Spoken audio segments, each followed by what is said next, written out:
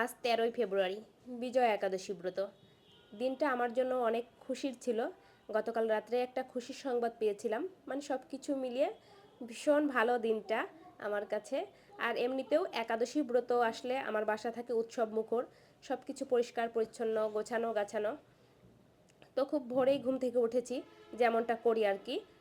এমনিতেও তো ভোরে ওঠা হয়, আর একাদশী ব্রতর দিন আরও একটু আগে উঠি, স্নান শেষ করে ঠাকুর পূজা দিতে বসে পড়েছি।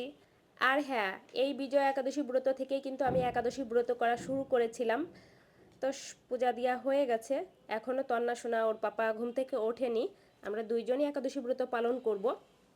তো সবাই একটু ঠাকুর দর্শন করে নাও।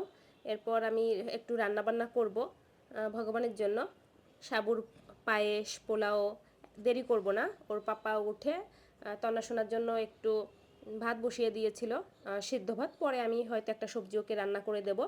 বাসায় নিরামিষই হয় একাদশীর দিনে। আর এইবার তো একদম একাদশীর আগের দিন থেকে শিবরাত্রি পর্যন্ত নিরামিষ রান্না চলবে, বলা যায় 4-5 দিন। সবজি বানিয়ে নিচ্ছিলাম, আলু, তারপর বাদাম, কিশমিশ সব কিছু দিয়ে সাবুর পোলাও করব।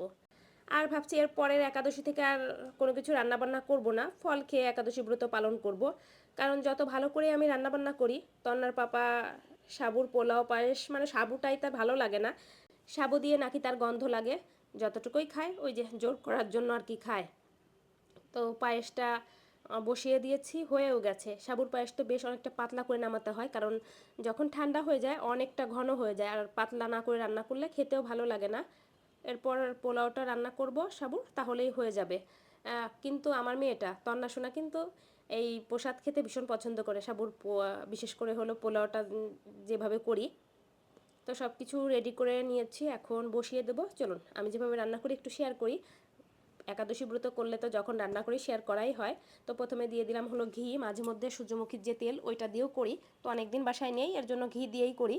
তো প্রথমে বাদামটা ভালো করে ভেজে নিলাম, একটু লবণও দিয়েছিলাম, সন্ধক লবণ।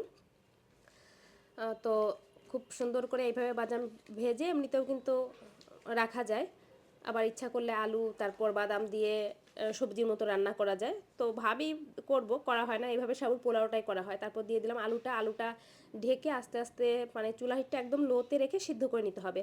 কারণ সাবু দেওয়ার পর বেশি টাইম আর রান্না করতে লাগে না, খুব কম সময় হয়ে যায়। কিন্তু একদম ঝরঝরা ওরকম হয় না আমার রান্নাটা।